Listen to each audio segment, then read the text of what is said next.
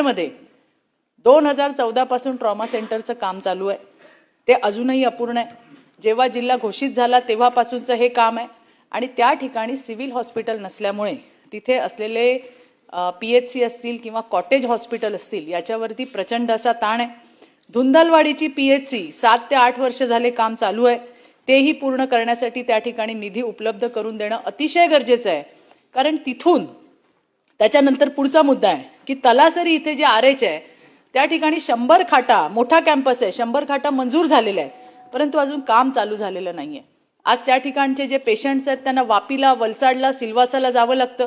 सभापती महोदय त्या ठिकाणी गेल्यानंतर आपला MJPJY किंवा आपली आयुष्यमान भारतची योजना त्या ठिकाणी लागू होत नाही आणि त्यामुळे महाराष्ट्रातून या ठिकाणी जे आपले पेशंट्स जात आहेत त्यांना त्याचा उपयोग करून घेता येत नाही.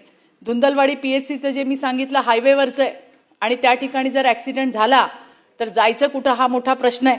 एक छोटं उपकेंद्र बहारे नावाचं त्या ठिकाणी चालू आहे आणि तिथे सुद्धा 6 वाजता ते उपकेंद्र बंद होतं आणि म्हणून मला अशी विनंती करायची आहे की पालघरमध्ये सिव्हिल हॉस्पिटल नसल्याने 8ही तालुक्यामध्ये पीएचसी आणि कॉटेज हॉस्पिटलवरती त्या ठिकाणी ताण आहे.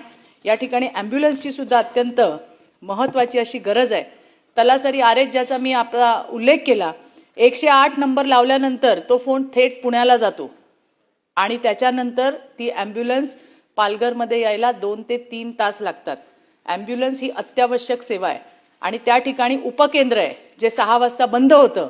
त्यामुळे मागणीही केली होती की जरी उपकेंद्र बंद असेल तर तिथं ॲम्ब्युलन्स तरी उभी ठेवावी. जर गरज पडली तिथे आलेल्या पेशंटला त्या ॲम्ब्युलन्समध्ये घालून दुसऱ्या हॉस्पिटलला नेता येईल. ॲम्ब्युलन्स फक्त नकोय तर ॲम्ब्युलन्स ड्रायव्हरच्या सकट हवी आहे. ही सुद्धा पूरक मागणी त्या ठिकाणी मी मांडतीये. आदिवासी विभाग बाब क्रमांक 146 पृष्ठ क्रमांक 116 जिल्हा परिषदेच्या ज्या शाळा आहेत त्याला आता 9वी आणि 10वीला मान्यता देण्यात आली आहे परंतु त्या मुलांना बसायला वर्ग नाही आहेत. तातडीने त्यामुळे शाळा विकसित करणं गरजेचं आहे. ज्या शाळा आहेत त्या चांगल्या स्थितीत नाही. राज्यातल्या जुन्या शाळांचा जिल्हा परिषदेच्या जुन्या शाळांचं स्ट्रक्चरल ऑडिट व्हावं आणि गरज असलेल्या शाळांची दुरुस्ती करणं हे सुद्धा तितकंच गरजेचं आहे. पालघरमधल्या गंजाडमध्ये ज्या वेळेला मी त्या ठिकाणी गेले होते त्यावेळेला ही परिस्थिती त्या ठिकाणी पाहिलेली आहे. मुलींना 1 तास चालत त्या शाळेत यावं लागतं. आपण म्हणतो ड्रॉपआउटचं प्रमाण वाढतंय परंतु जर या सुविधा ज्या शासनाच्या माध्यमातून त्यांच्यापर्यंत पोहोचायला पाहिजे 1 तास चालत त्या मुली त्या गंजाडला येतात, त्या शाळेमध्ये शिक्षण घेतात आणि म्हणून त्या मार्फत सुद्धा त्या हेडखाली सायकल ज्या आहेत त्या मुलींना देणं अतिशय गरजेचं आहे. राज्यात PM श्री प्राथमिक शाळा अनुसूचित जमातीच्या लाभार्थ्यांसाठी विकसित करणे यासाठी 20 लाख इतक्या रकमेची लाक्षणिक पूरक मागणी प्रस्तावित केली आहे. तरी या पुरवणी मागणीचा निश्चितपणे विचार व्हावा.